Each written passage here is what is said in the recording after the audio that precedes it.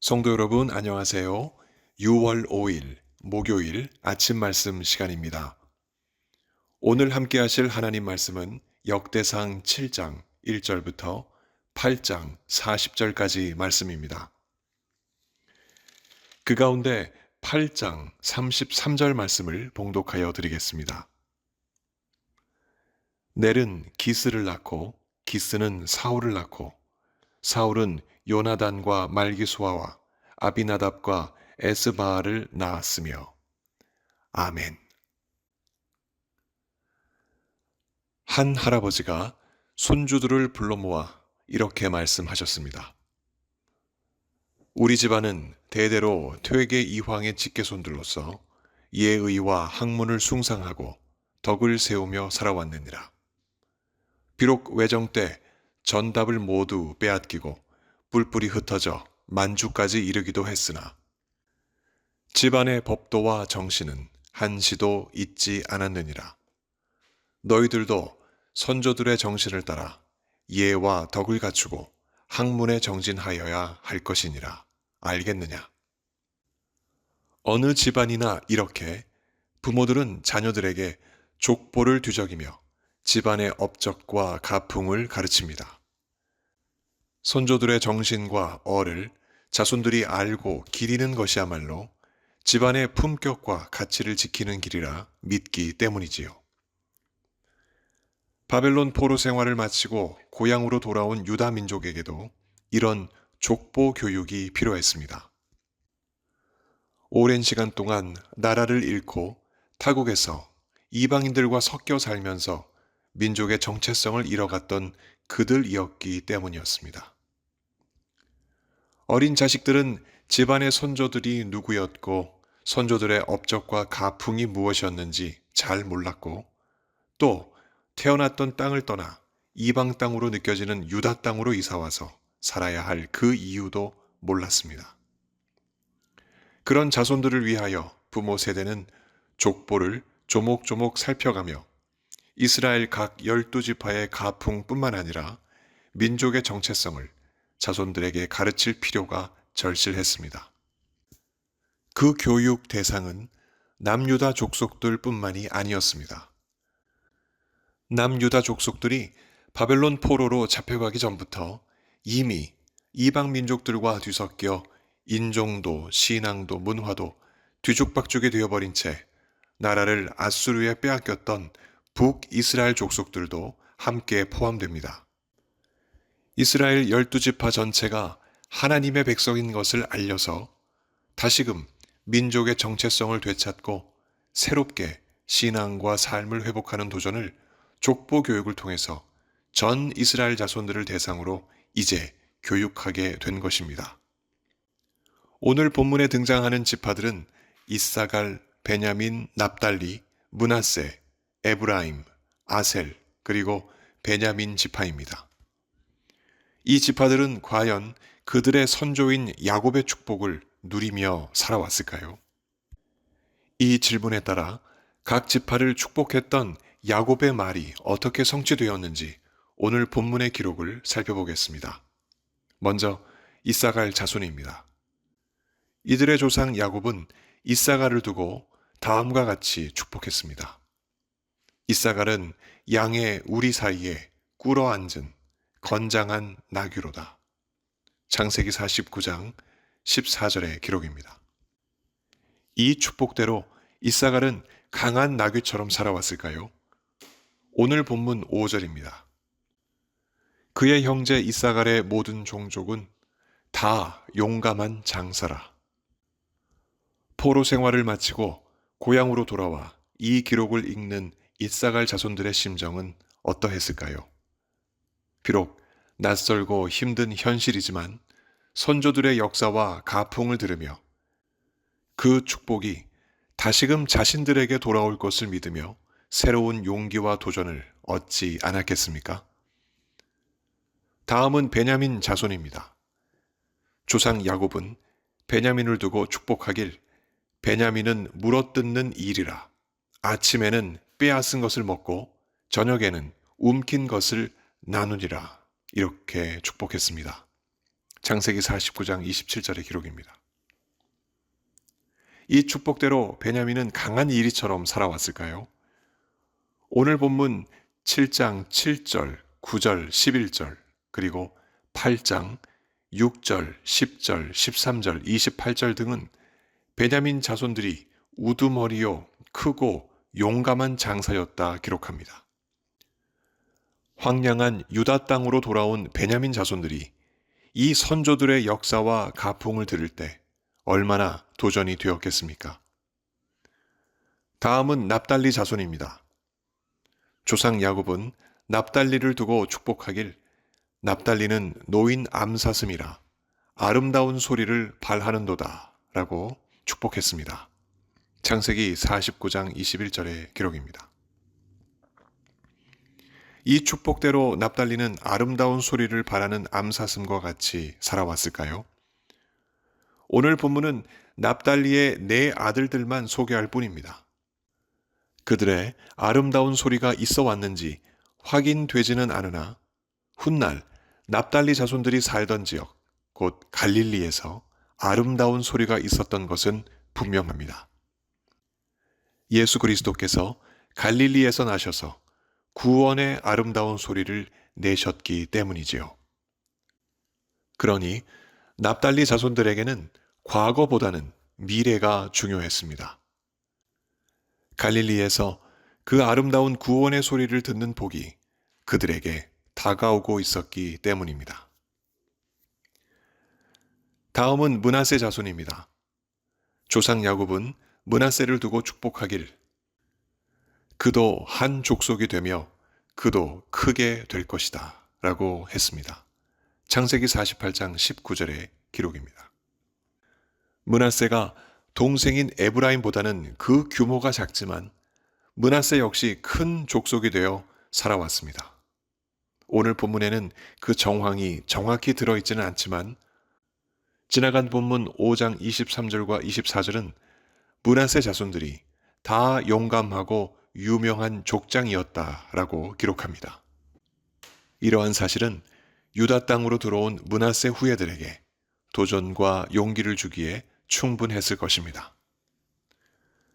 다음은 에브라임 자손입니다.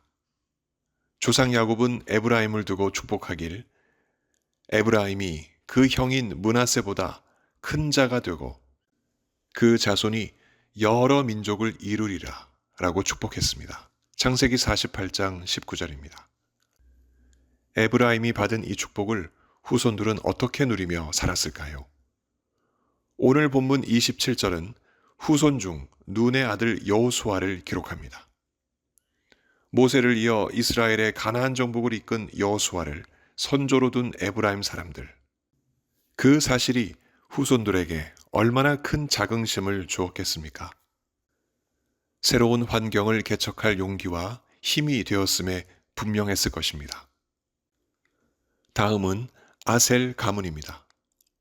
조상 야곱은 아셀을 두고 축복하길 아셀에게서 나는 먹을 것은 기름진 것이라 그가 왕의 수라상을 차리리로다 했습니다. 창세기 49장 20절입니다. 아셀의 후손들은 왕의 수라상을 받으며 누리며 살아왔을까요? 오늘 본문 40절은 왕의 수라상을 누릴 수 있을 만큼 아셀의 후손들을 싸움에서 이기는 방백의 우두머리들로 용감한 자들로 기록합니다. 포로 생활을 마치고 돌아온 아셀 후손들에게 이 선조들의 기품과 위용은 무엇이든지 해낼 수 있는 자신감과 용기를 주지 않았겠습니까? 이제 마지막으로 역대상 기자는 8장에서 베냐민 자손 중 사울의 집안을 자세히 기록합니다. 8장 33절의 기록입니다. 넬은 기스를 낳고 기스는 사울을 낳고 사울은 요나단과 말기수아와 아비나답과 에스바알을 낳았으며 아담으로부터 시작한 족보가 이제 이스라엘 초대왕 사울까지 왔습니다. 여기까지 이스라엘 12지파의 족보를 기록한 역대상 기자의 목적이 드러납니다. 그것은 이렇게까지 하나님께로부터 택함을 입고 복을 받은 이스라엘 자손들이 왜 지속적으로 하나님의 은혜를 누리지 못하고 나라를 잃고 포로 생활까지 했어야 했는지 가문과 민족의 족적을 돌아보게 하는 것이었습니다. 초대왕 사울부터 다윗을 지나 솔로몬에 이르고 이후 나라가 북이스라엘과 남유다로 나뉘면서 12지파 사람들은 과연 하나님을 붙들고 살아왔던가? 북이스라엘이 먼저 망하고 이후 남유다도 망할 수밖에 없었던 가장 중요한 원인은 무엇이었던가? 하나님이야말로 그들의 진정한 왕이라는 사실을 받아들이지 않고 하나님의 말씀을 멀리하고 우상을 가까이 한 때문이 아니었겠습니까? 그 결과로 하나님이 조상 야곱을 통해 각 가문에 주신 복도, 그리 힘있고 강력했던 이스라엘 12지파의 기풍도, 이스라엘 민족의 자존심도 온데간데 없이 그들의 실제 삶 속에서 무시되고 잊혀졌던 것입니다. 하나님이 진정한 왕이시라는 사실이 그 백성들에게서 잊혀지는 현상은 오늘 우리의 시대에도 있습니다. 매스미디어의 발달로 쉼없이 하나님의 말씀이 우리 귓가에 들려오지만 정작 우리는 하나님의 말씀을 깃털처럼 가벼이 여기지는 않는가? 우리는 하나님의 은혜로 예수님의 구원을 입어 하나님의 자녀가 된 사람들입니다. 그런 우리들에게 예수님께서 이렇게 말씀하셨습니다. 세상에서는 너희가 환난을 당하나 담대하라. 내가 세상을 이겨노라. 요한복음 16장 33절의 기록입니다. 이 말씀은 우리가 하나님의 자녀로서 기리고 지켜야 할 소중한 가훈과 같습니다. 이 가훈이 너무나 유명한 가훈이기에 우리는 반복적으로 이 가훈을 귀로 듣습니다. 그런 이 가훈을 우리가 환난을 만날 때마다 과연 지켜나가고 있는가? 북이스라엘과 남유다 가문의 사람들이 환난을 만날 때마다 하나님을 의지하기보다는 애굽을 의지했던 것처럼 우리 역시 환난을 만날 때마다 하나님을 의지하기보다는 물질과 권력을 의지하지는 않는가? 예수님의 이 말씀에 우리의 민낯이 드러납니다. 세상 풍조에 못 이겨 하나님의 말씀을 멀리했던 12지파 이스라엘 백성들처럼 오늘 우리도 같은 길을 걸어가고 있지는 않는가 되돌아봐야만 합니다. 사단의 가문에서 죄 속에 파묻혀 살던 우리가 하나님의 놀라우신 섭리로 예수 그리스도의 속죄하시는 은혜로 하나님의 가문으로 양자가 되어 오늘을 살아갑니다. 따라서 우리가 하나님의 자녀가 된 이상 하나님의 말씀은 우리가 생명같이 지켜야 할 가훈입니다. 이 점에서 역대기서는 우리가 들어야 할 성령의 말씀으로 우리에게 다가옵니다. 이 땅을 살면서 환난을 만나는 것은 당연한 일입니다.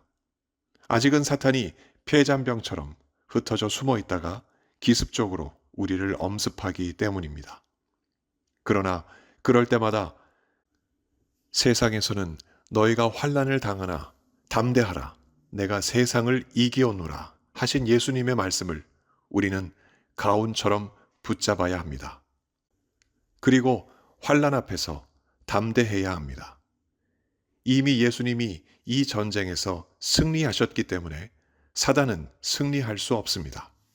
오직 주의 말씀으로 전신갑주를 입고 악을 대항하여 믿음의 싸움을 싸웁시다. 우리의 왕이신 하나님이 결국 우리를 승리로 이끌어 주실 것입니다.